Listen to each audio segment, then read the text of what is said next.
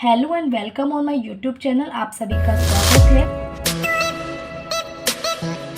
तो ये मेरी क्लास 8th के सब्जेक्ट साइंस के chapter number 1 crop production and management की 6th वीडियो है। तो आज हम पढ़ने वाले हैं इरिगेशन।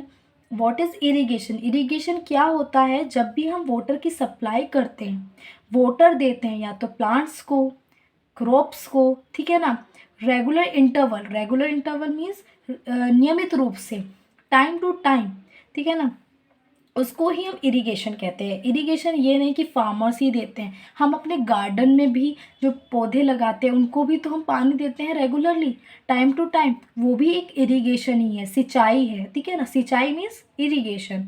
ऑल लिविंग बींग्स, जितने भी लिविंग बींग्स होते हैं, जितने भी हम होते हैं, ह्यूमन बींग्स हैं, एनिमल्स हैं, प्लांट्स हैं, ये जितने भी लिविंग बींग्स होते हैं, इन सबको किसकी आवश्यकता पड़ती है? वाटर की।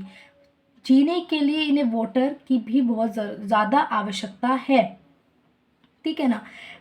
जो वाटर होता है वो हमारी ग्रोथ में और डेवलपमेंट में भी बहुत बड़ा रोल निभाता है, ठीक है। और हमें पता है, हम सबको पता है कि जो प्लांट्स होते हैं उनका जो वाटर एब्जॉर्बर होता है वो कौन होता है? रूट होता है। रूट जो होता है वो वाटर को एब्जॉर्ब करता है, ठीक है ना। हम वाटर जब भी आपने देखा होगा, फार्मर्स को नहीं देखा तो आपने गार्डन में देखा होगा कि जब भी आप पानी देते हो तो आप हमेशा पानी जो होता है वो सॉइल में देते हैं, ना कि प्लांट्स के ऊपर, लीव्स में नहीं देते। क्यों? क्योंकि जो सोइल होती है वो क्या करती हैं? वाटर को होल्ड करके रखती है, और जो प्लांट्स की जो जड़ें होती है, जो रूट्स होती है, वो सॉइल में होती हैं। तो जब भी वाटर सॉइल ने होल्ड किया, जब भी प्लांट्स को ज़रूरत होगी तो वो रूट्स क्या करेंगे? एब्जॉर्ब करेंगी वाटर, और हर एक प्लांट्स के जो पार्ट्स होते हैं उसमें वो दे देगी, ठीक है।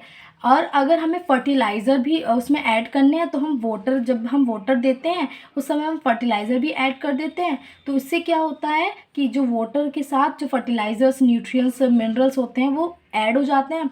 ऐड होने के साथ वो जब भी उन्हें प्लांट्स को ज़रूरत होती है वाटर की तो वो एब्जॉर्ब करते हैं रूट्स, और रूट जब एब्जॉर्ब करती है तो उसके साथ फर्टिलाइज़र्स भी चले जाते हैं। तो वो क्या करता है? वो हेल्प करता है ग्रोथ में भी प्लांट्स के। तो हमें प्लांट्स को, हमें पता है कि प्लांट्स में 90% क्या होता है? वाटर कंटेन करके रखता है प्लांट, ठीक है ना। अब हमें वाटर की क्यों आवश्यकता है? क्योंकि अगर हम वाटर नहीं देंगे तो सीड जो है वो जर्मिनेट नहीं करेगी। अगर सीड जर्मिनेट नहीं करेगी तो फसल नहीं उगेगी, फसल नहीं उगेगी तो हम खा नहीं पाएंगे, ठीक है ना। तो खा नहीं पाएंगे तो इसलिए वाटर की बहुत ज़्यादा आवश्यकता होती है हमें सीड को ग्रो करने के लिए, जर्मिनेट होने के लिए। क्योंकि ड्राई कंडीशन में कभी भी सीड जो होते हैं वो जर्मिनेट नहीं हो सकती है, ठीक है।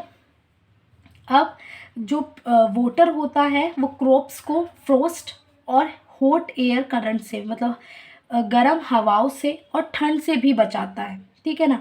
ये सॉइल में मॉइस्चर को भी क्या करता है? मॉइस्चर को भी रखता है, मेंटेन करके रखता है, जिससे जो क्रॉप्स होती है वो हेल्दी होती हैं, ग्रोथ उनकी ज़्यादा होती है अगर हम regularly time to time water दें।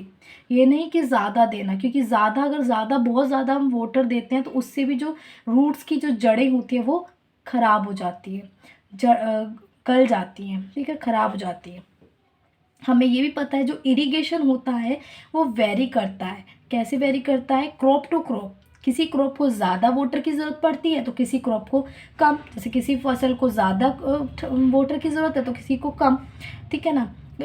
सॉइल टू सॉइल से कैसे? जैसे सैंडी सॉइल जो होती है उसको ज़्यादा वाटर की ज़रूरत पड़ती है। क्यों पड़ती है? क्योंकि जो सैंडी सॉइल होते हैं उसके जो पार्टिकल्स होते हैं, उसके जो कण होते हैं बहुत दूर दूर होते हैं। आपने जब भी देखा होगा बीच में जब भी आप जाते हो तो वहाँ पे जो रेत होती है उसी को सैंडी सॉइल कहते हैं। वो भी एक सैंडी सॉइल है, या और मतलब जितनी भी रेतीली सॉइल होती है उसको सैंडी सॉइल कहते हैं। इनमें जो वाटर की जो कैपेसिटी होती है वो ज़्यादा होती है, मतलब होल्डिंग पावर बहुत कम होती है इनकी, और इनको वाटर ज़्यादा देना पड़ता है, ठीक है ना, क्योंकि ये होल्ड करके नहीं रख पाते, ठीक है ना। अगर हम इसी बात पे क्ले की बात करें, क्ले सोइल में क्या होता है? एब्जॉर्ब करने की, जो होल्डिंग करने की जो पावर होती है वाटर को सोइल की, वो ज़्यादा होती है, तो वो ज़्यादा देर तक होल्ड करके रखती है, ठीक है। तो सॉइल टू सॉइल भी वेरी करता है, सीज़न टू सीज़न। समर में जो होती है हमें वाटर देने की जो आवश्यकता होती है वो ज़्यादा होती है। क्यों? क्योंकि उस समय जो गर्मी ज़्यादा होती है, इवेपोरेशन ज़्यादा होता है। इवेपोरेशन मतलब कि वो जो वाटर होता है वो भाप के द्वारा उड़ जाता है, ठीक है ना। तो वाटर देने की जो आवश्यकता होती है समर में वो ज़्यादा होती है, विंटर में कम होती है। तो ये तो था कि इरिगेशन क्या होता है, ठीक है। अगर हम बात करें कि इसके सोर्सेज क्या होते हैं, तो सोर्सेज इसके tubewell, well, ponds, lake, dam, ठीक है ना, ये सारे जो होते हैं रिवर, ये सारे इसके सोर्सेज होते हैं कि हम कैसे किसके द्वारा हम इरिगेशन दे सकते हैं, इरिगेशन कर सकते हैं। तो थैंक यू।